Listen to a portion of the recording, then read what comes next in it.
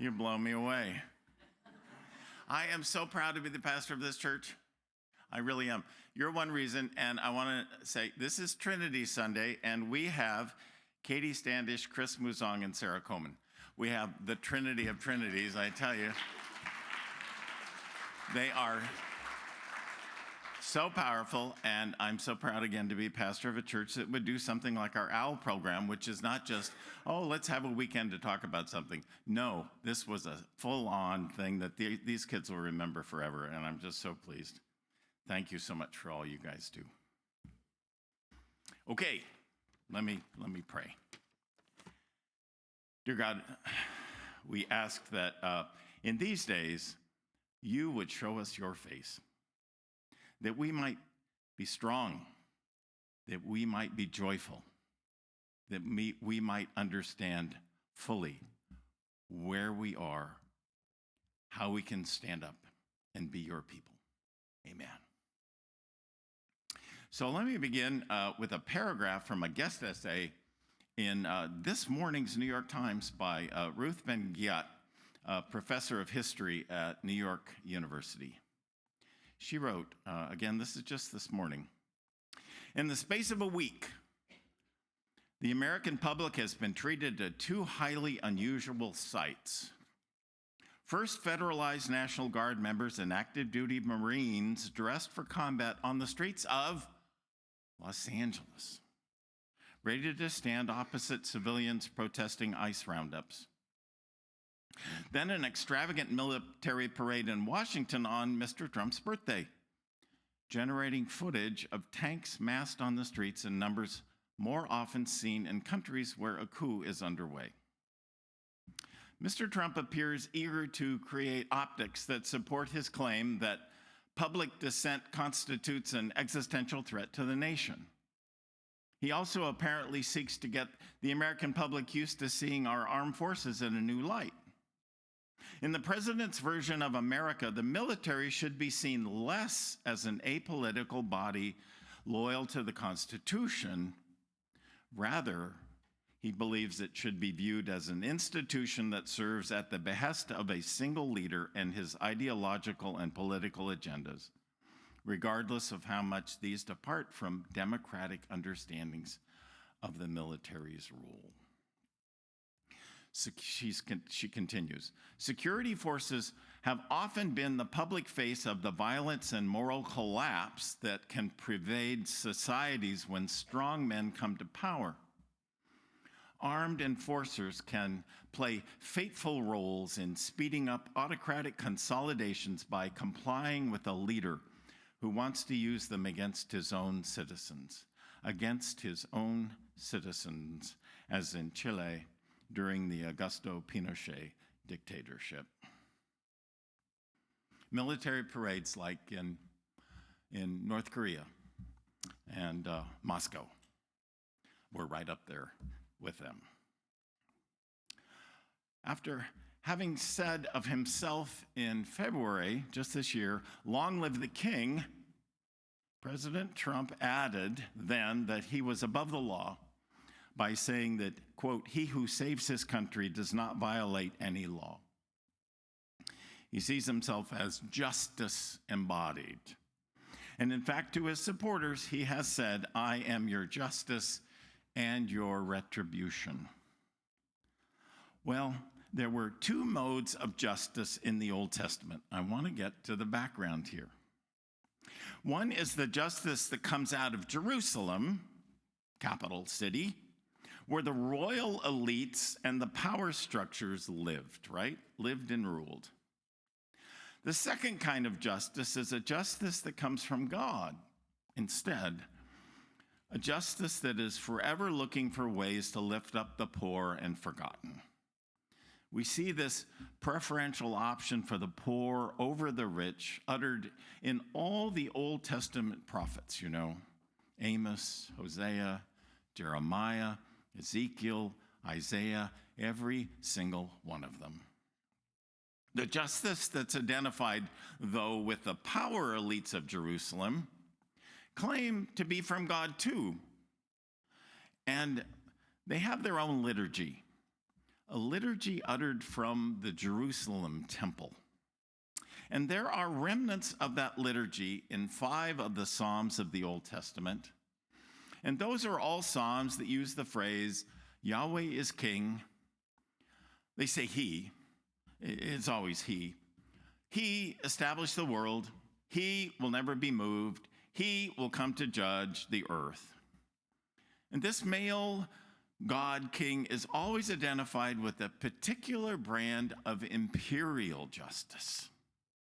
Now, what I want to suggest to you is that we should be very suspicious of this liturgy of justice, because it's simply a recital of mindless mantras. And you know, it's kind of ironic, the use of such patriotic, God-wrapped mantras, because the people who care most about the flag and the Pledge of Allegiance to the flag tend to be people who are least interested in liberty and justice for all. They only want it for themselves and for the people that look just like them. We should be suspicious of this liturgy on 2 accounts, as the prophets were. First of all, there is no specificity here. These mantras don't spell anything out. It's always just a God and country banner over which a king legitimizes and propagandizes his claim to have unbridled power, unrestrained power, no laws binding him. Power, he says, given to him by God. And the second reason I think we should be suspicious is that there's no human agency here. It's just these powerful, unbelievably rich people employing religious/patriotic language and wrapping their wealth and privilege in God and the flag to protect it. It's exactly what yesterday's Flag Day presidential birthday parade was all about. Now, let me be fair. Here and there in the Old Testament, hope is expressed that the king will actually do something about justice for the poor. It's there. But the late, great Old Testament professor Walter Brueggemann, who was actually more of a prophet than a professor, who died last week at the age of 92, told us, quote, that hope that the king will do something for the poor never amounted to very much in Bible times. He said, if you look at King Solomon as a model, the one who followed David, the filthy rich one with all the concubines, it's perfectly clear that King Solomon didn't have much interest in justice, because to support him and his rich friends, he taxed his regime into collapse. Now, this morning's text from 1 Samuel feeds this suspicion. Thank you for reading it so well, Kathleen. The New Revised Standard Version that she read translates the opening phrase as, "These will be the ways of the king." Another popular and very good translation, the New International Version, translates, "This is what the king will do." The king that these people want so very much so they can look like other nations. A king they think is going to fight their battles for them. You imagine our king fighting our battles for us in the front lines, right? Dr. Brueggemann told us that the original Hebrew for that phrase says instead, "This will be the king's mishpat." This will be the king's notion of justice. That's what mishpat means. This will be the king's notion of justice. And that word justice is defined then in the text Kathleen read for us today with these words. He will take your sons and appoint them to his chariots and horsemen. That's the draft. Those are the people we saw on the streets yesterday, his parade people. And they will run before his chariots. And he will appoint some as commanders of thousands, and some to plow his fields and reap his harvest. That's his income tax. And he will take your daughters, think of trophy wives and concubines, to be perfumers and cooks and bakers. He will take the best of your fields in your vineyards and your olive orchards and give them to his entourage. And he will take 1/10 of your grain and of your vineyards and give it to his officers. And he will take your servants and the best of your cattle and your donkeys and put them to work. And he will take 1/10 of your flocks. And he will take 1/10 of your flocks, and this is the last verse, and you shall be his slaves. The people said, we want a king anyway. And they got just what they deserved. Dr. Brueggemann again told us, this is the king's mishpat. It's a justice that is 100% predatory. 100%. The king's regime is all about a massive transfer of wealth from common people to the urban elites who preside over the militarily guaranteed economy, which is why you see them in our streets now, that has as its prime motive to balloon the wealth of the king's family. Does this sound familiar? It's as old as the Bible. It's coming back real strong. This will be the king's mishpat. Now, this kingly brand of justice always is exerted on the lowly. That's the bottom 85 to 95% of us, from above. And it's always justified as exerted for, quote, the maintenance of order, right? Got to have law and order. I don't have anybody in the street exercising their First Amendment rights. Something wrong with that. And look,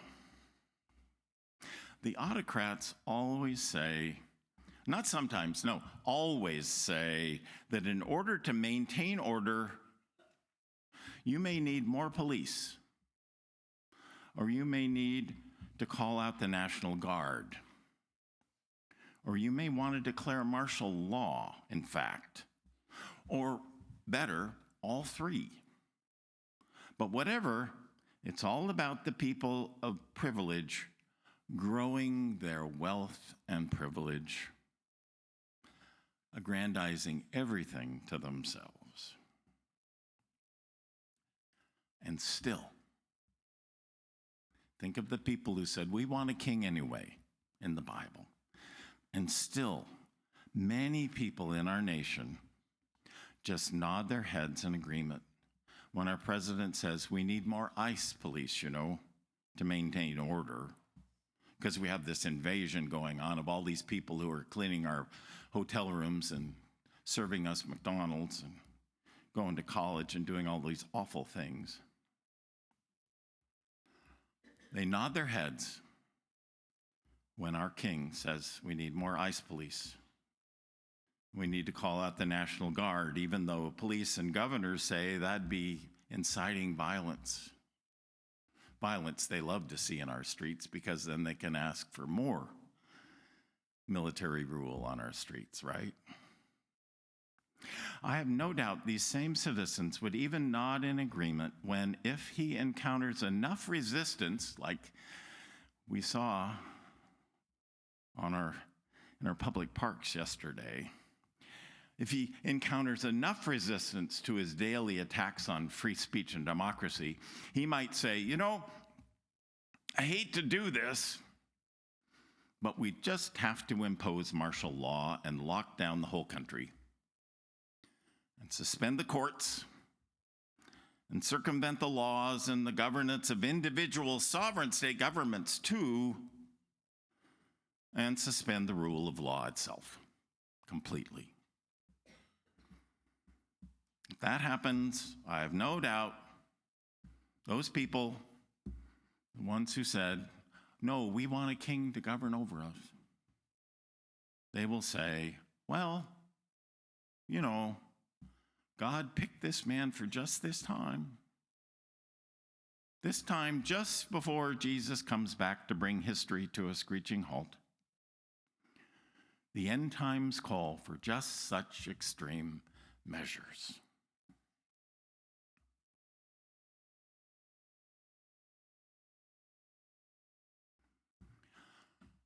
Yes, and in answer to this comes this observation. I'm closing with this.